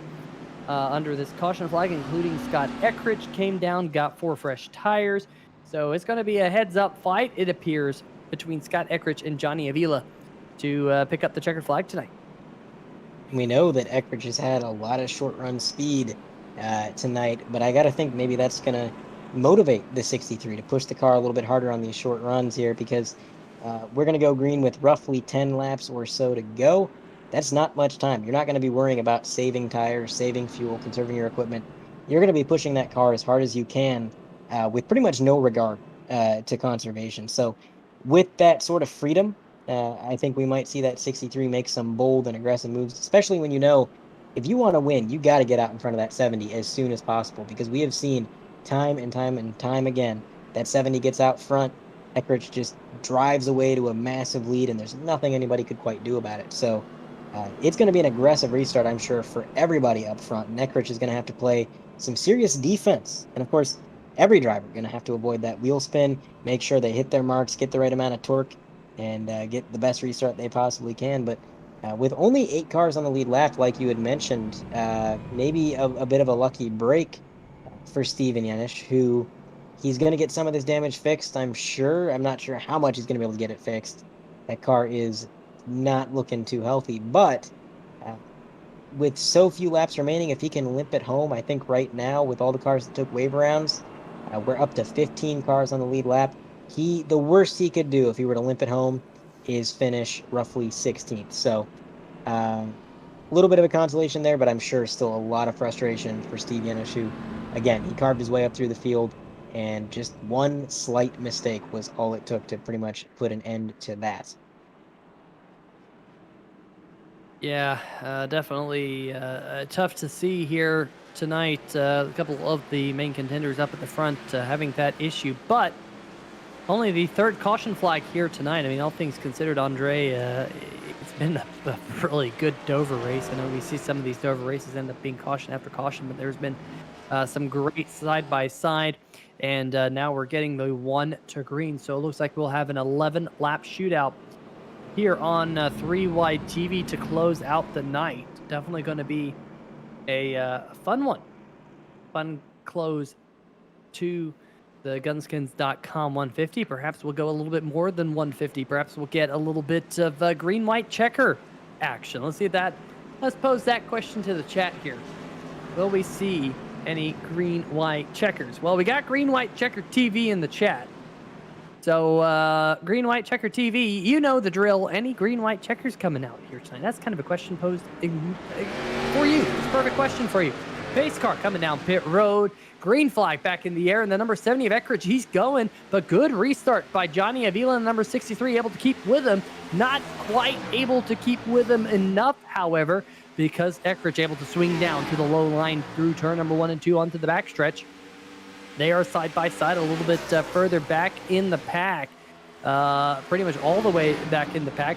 A couple of drivers back there did not come down and take any tires because they were able to take the wave around just in case we get another caution. We might see some of those drivers come down pit road if another caution flag was to fly here tonight. But Andre, up at the front, it is still that number 70 of Scott Eckrich leading the way. It's a familiar sight. We've seen that 70 out front pretty much all night long, but it definitely looks like the cars behind are charging a little bit harder, trying a little bit more, and pushing their cars as the 63 gets loose coming out of turn 2. Looking a little bit further back the grid, Brian Yazek is back up to P5 after entering that last pit sequence around 10th position or so. Remember, Brian, the driver who made that incredible save earlier in the race, sort of rally back and be inside the top 5 is nothing short of incredible. Up front, a little bit further, the battle for second is starting to heat up as the number 70. He's doing it again, Peter. He is driving away with it, leaving the 63 and the number 2 to try to battle it out between them for P2. Yeah, he's getting every little bit out of that number 70 machine. That last time by fastest lap of the race at a 21.845. That number 70 is an absolute rocket ship, blasting out of the corners and then diving back into the corners, carrying as much speed as he can down the front and the back stretch. I'm just really impressed with the way he can get off the corner as Avila bangs it off the outside retaining wall out of turn number 2. Few sparks flying from the right side of his car.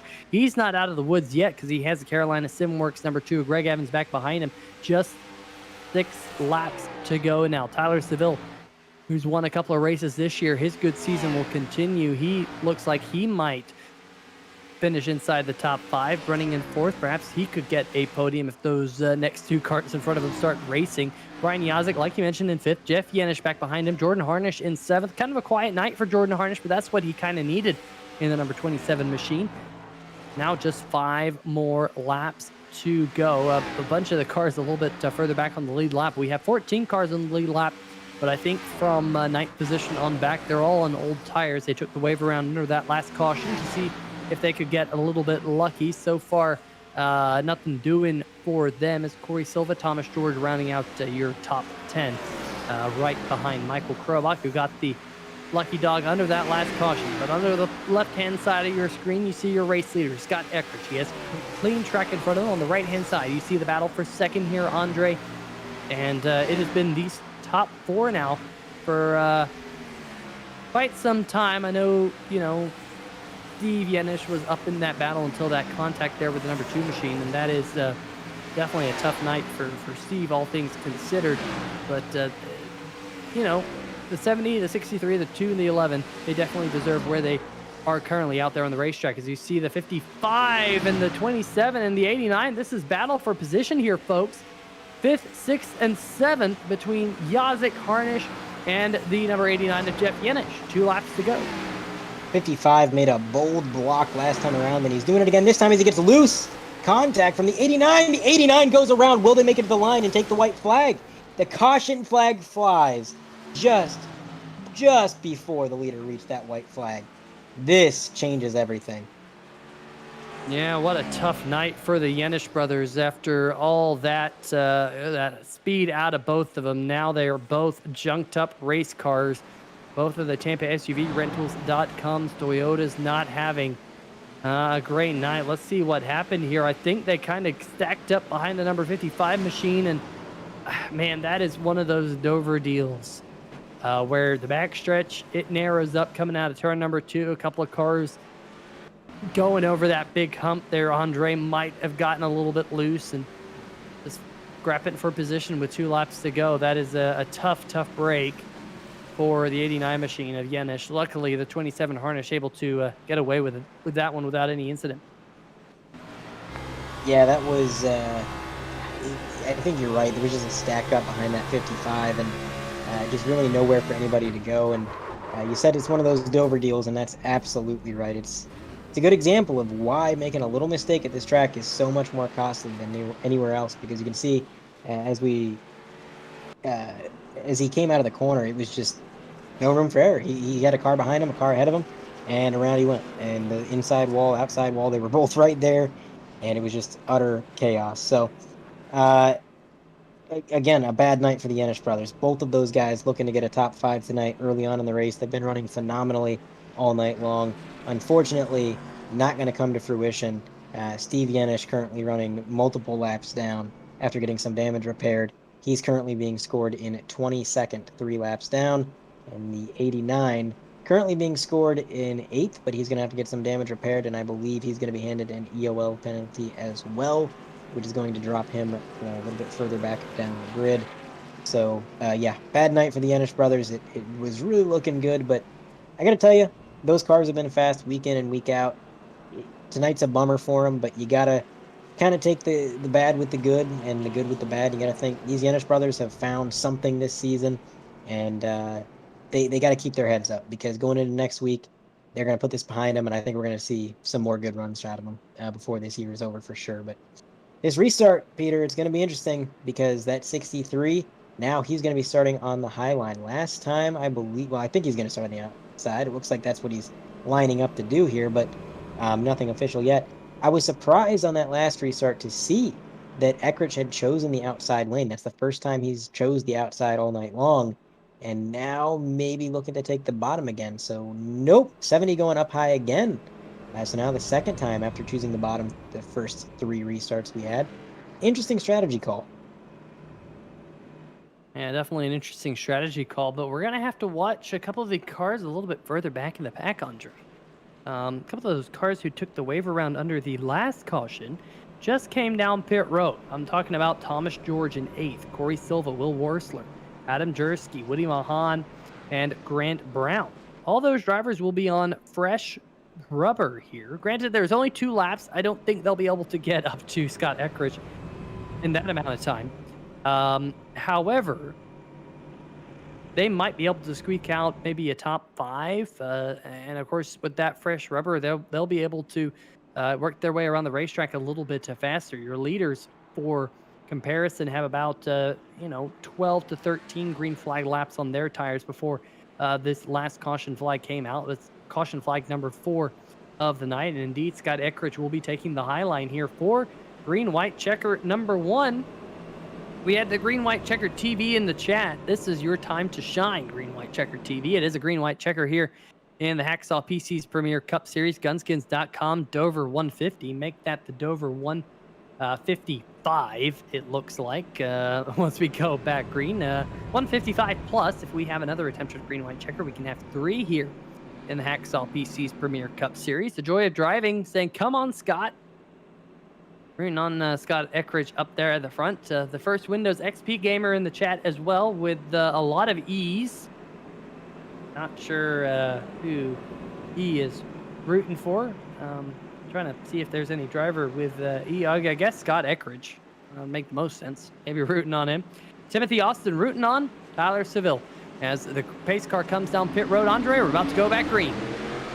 And the number 70, Scott Eckridge, he wasted no time getting on that loud pedal, but neither did the 63, Johnny Avila. He was able to get right up alongside him, only dropping back by about a car length going into turn 1. And we're going to be single file for the first few cars here. But again, I'm kind of keeping an eye on this double file battle behind him. Brian Yazik, as well as the number 27, Harnish. They're side-by-side battling it out as the number 70 desperately trying to reach the white flag so that he can make sure that this race is official. No more overtime, no more green, white, checkered. Scott Eckridge sailing into the sunset on the white flag.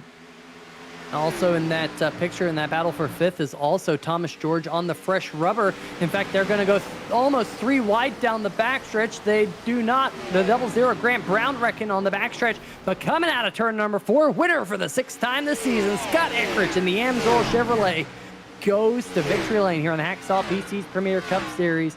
We'll have to see if we can figure out what happened to the 00 Grant Brown. Troy Haight also wrapped up in the last lap accident here at the Monster Mile. Miles the Monster here just claiming yet another car.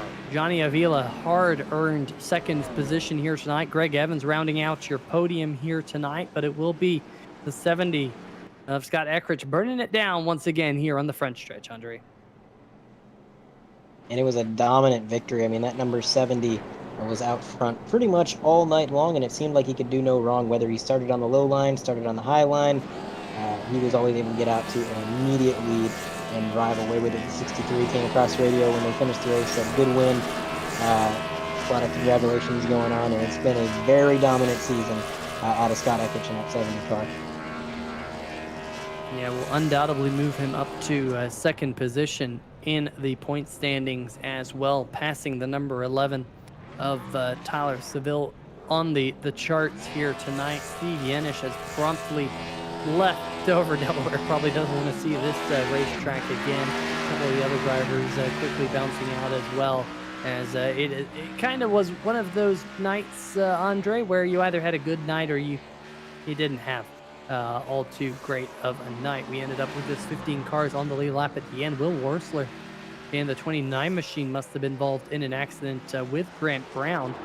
We will have to see whether or not we can get that replay lined up for you guys here in just a little bit. We're going to wait for number 70 to finish celebrating this win, because I'll tell you what, Andre, this is a racetrack where if you get the win here at Dover, you've earned it. You have earned your way around this racetrack, and it is Eckridge and Avila finishing 1-2, Greg Evans 3rd, Tyler Seville finishing in 4th. His good season continues. Brian Yazik, Thomas George 5th and 6th.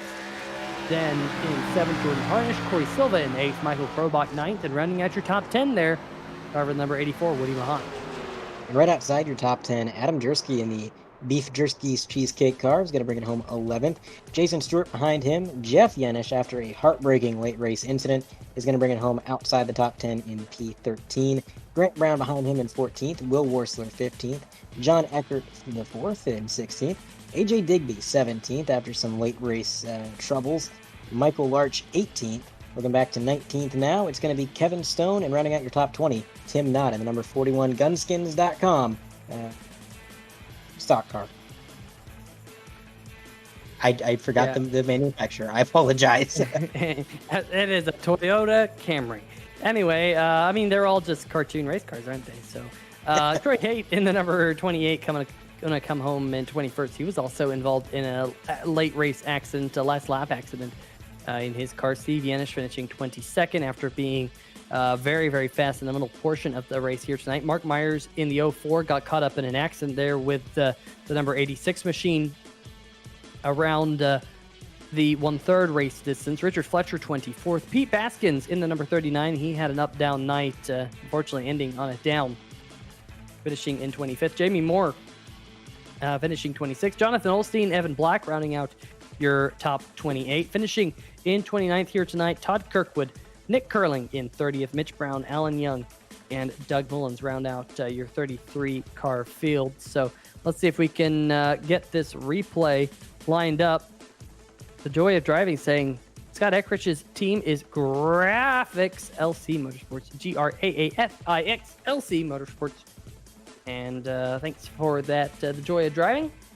Well, let's see if we can remove the results from the screen and see if we can get this replay lined up for you. And folks, what the number 69 machine gets a little bit loose on the backstretch, clips the number 29 machine, and I think the 00 of Grant Brown ran into the back of him. And then AJ Digby gets into the back of his teammate there, Will Warser. There's Kevin Stone, the number 17, the Equestra Bank machine, going up the racetrack. And ooh, coming back down. Oh, there. Hello, Richard Fletcher, number 43, getting involved. I also saw the 28 machine, Troy Haight, get a piece of this. Let's roll this tape. I think this is coming to the white flag, if memory serves me correct. But keep an eye on the 69 Beef Jerseys Cheesecake machine here, Andre, because I think he caught the apron a little bit, and there was a big wiggle out of that number 69 that kind of initiated this pinball action on the backstretch. Yeah, so on the replay here, we're taking a look. He's right underneath the number 29. He's got the 72 ahead of him, and he is getting mighty close to that apron, like you mentioned. There's the wiggle right there. You can see that rear end starting to step out. He's doing everything he can to correct it, but in doing so, he's sliding back up the track, and he does barely gather it up, but not before causing a few other cars to spin around on his backstretch. You can see the 69 spinning down the bottom of the track as the 29 had just slid towards the bottom of your screen there on the outside wall. Lots of chaos breaking out on the backstretch. The white flag had already been taken, so the race was official, and then a hard hit for a couple of cars into the outside wall going into 3. Yeah, Troy Haight, the number 28 machine, just got absolutely obliterated right there after contact with the number 45 machine. Of course, that driven by John Eckhart. Let's see this in full speed. You could see right there that backstretch turning into a little bit of a pinball machine. We mentioned that can happen here on board here with the driver of the number 14, AJ Digby. There's a little bit of contact there with John Eckhart, looks like, in that Camping World Toyota. So there's the initial car spinning. Digby here going through a cloud of smoke, and all of a sudden, whoa.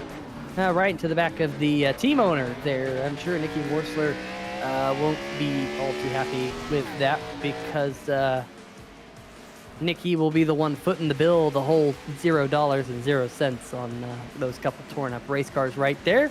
But an aerial shot of this accident will also show what happened. There's that contact, and man, tough break for Will Warser there, Andre. He was almost through that, but just got tagged. Yeah, just a little bit of contact, and we've seen that so many times tonight where it was just a little nudge is all it takes to get these cars sideways, and there is just not enough grip on this concrete to correct it most of the time. That's one of the reasons I was so impressed with Brian Yazek earlier in the race, the fact that he was able to get that thing straightened out, because as that incident right there showed, you don't see that very often here at Dover. I mean, usually one little nudge is all it takes, as we saw right there, and it's always heartbreaking when that happens on the last lap. You know, you're so close to bringing it home, getting the points that you can get, and unfortunately, it just doesn't come to fruition. But we got some interviews waiting for us here, Peter. Yes, we do. We're going to go down straight to driver of the number 2 machine, Greg Evans, here tonight. A hard-fought third place here at Dover, Delaware. Greg, you started on the outside pole. You lost that spot to Johnny Avila, and just really didn't seem like you had enough to break into the top 2 pretty much all night long. Eckrich had definitely was the class of the field, but all things considered, pretty good run for the number 2 tonight. Tell us about it.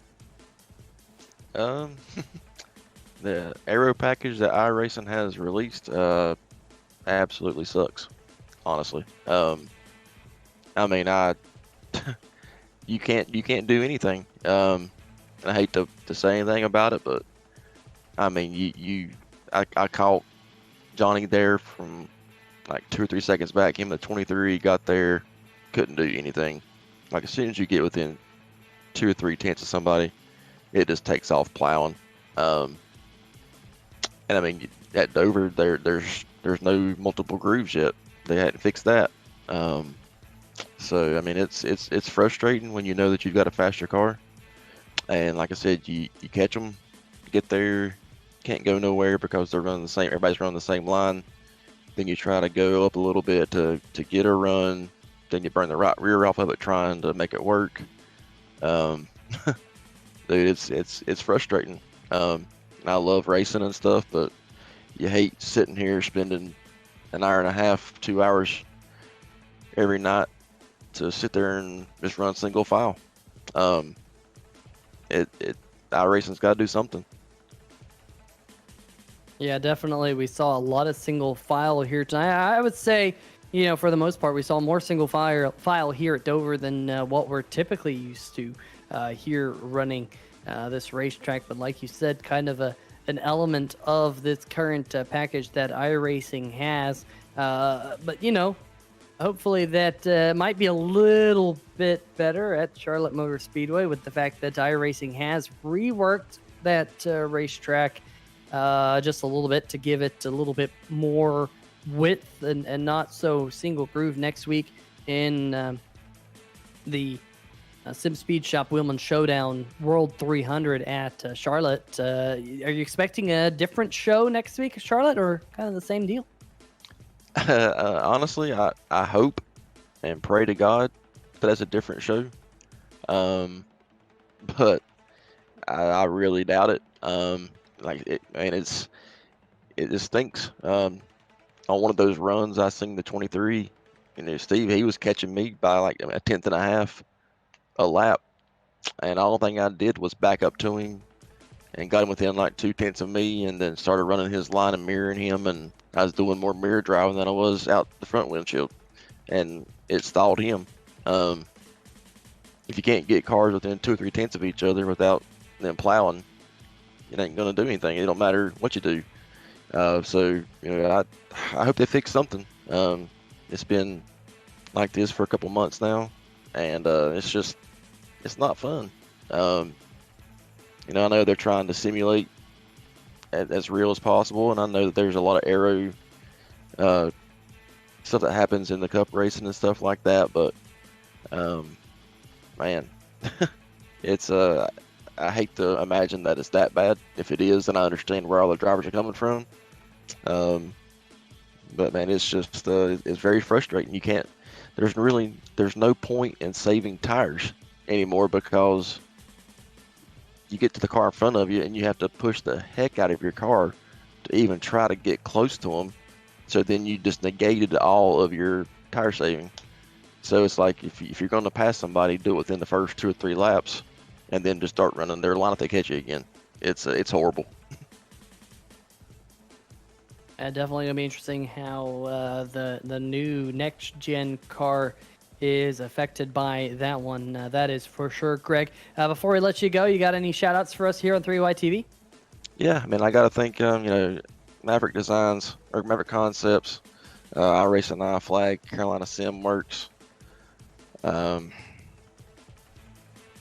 my gosh, my mind just went blank. Hacksaw PC, Sam Maxwell Customs for the steering wheel. I got some Freightliner, got some Steel Horse Racing. Hopefully we can sit on the pole next week and just stay out front all week or all day. So hopefully we'll see what happens. All right, well, folks, that is your third place finisher here tonight and your reigning Hacksaw PC's Premier Cup Series champion, Greg Evans. See you later, Greg. See you guys. Thank you guys for hosting. Have a good night. All right, well, that is it for Greg Evans. Let's see if we can dial up tonight's second place finisher, Johnny Avila, and I believe that Andre Graham Bush has caught up with that driver. Johnny Avila, you got a copy? I hear you. Johnny, you ran one heck of a race tonight. You were one of the fastest cars consistently. Didn't make any mistakes. Ultimately, just couldn't quite get to the bumper of that 70 and make it happen. But ultimately, just a lot of consistency, a great run. Walk me through how the car felt tonight. I was too close to Scott, it would like arrow push. But on the last couple of restarts, I was driving the wheels off the thing, just trying to get to his bumper, see if I could do anything. But that man was on rails tonight. Absolutely. Both you guys were on rails again. Two fantastic drives out of both of you guys.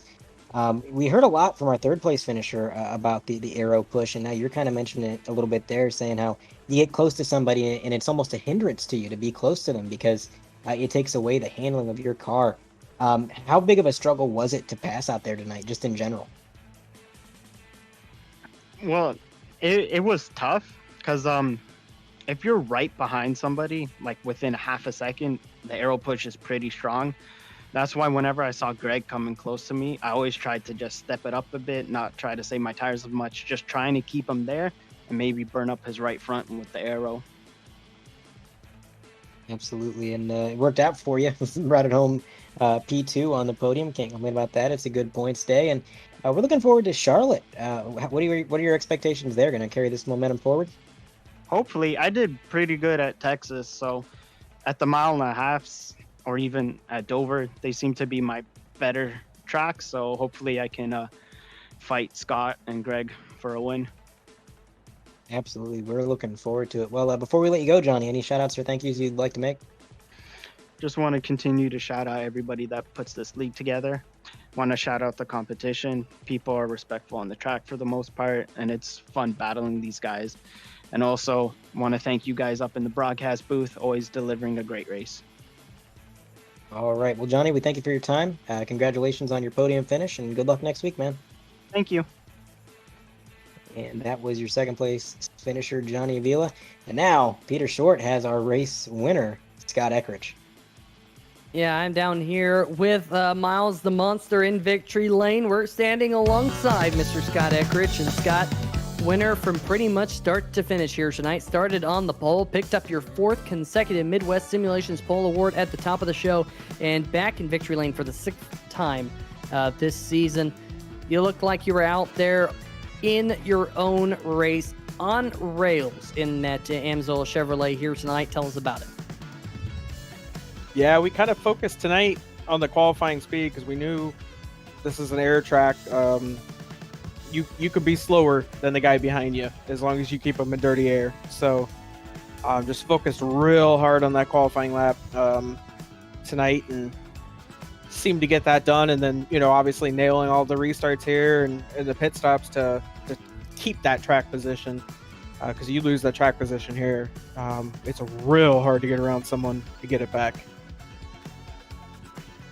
Yeah, definitely. We saw that out of some of the cars back behind you here tonight. A lot of single file here for Dover. Of course, we usually go to Dover and talk about tire wear here tonight, but the way you attacked the racetrack, especially earlier in the run, it seemed like you weren't all too concerned about that tire wear, getting out to some stellar leads at points tonight. I felt like I was saving. I don't know. I guess they were just saving more than I was, but I felt like I was running 90% or so at the start, and I guess they had more plans to save harder. But yeah, I know we had some guys blow some tires, so I guess I probably should have been saving harder. Well, you definitely did a fantastic job taking home the win here for the 6th time this season. Next week, of course, we go to one of the longest races of the season. In fact, I believe it is the longest race of the season. The Sim Speed Shop Wheelman Showdown Charlotte World 300, of course, the 1.5 mile Charlotte Motor Speedway. What are your thoughts about that long endurance event? I love the longer races. I think they promote the better green flag guns and all that stuff. So I think it'll be fun from that perspective. But traditionally, Charlotte has not been a very nice racetrack to me. So not looking forward to that. But I guess we'll get out there and we'll try to get it. And hopefully those long runs we'll have the speed for it. Definitely going to be a fun one right here on 3Y TV next week. But before we let you go, Scott, any shout-outs? Yeah, I'd like to shout out Amsoil by Adam Botel on the main sponsor, and Mark Cohn, Graphic LC Motorsports for my team leader. So always good to have his encouraging words after the race, and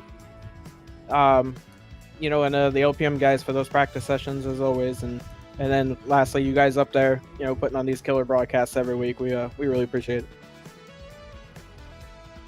Absolutely. Well, always fun to be up here in the booth here on 3Y TV, Scott, and congratulations on win number 4, and of course your win number 6, and I think pole number 6 as well. So you're kind of keeping those numbers level here throughout the season. Best of luck next week.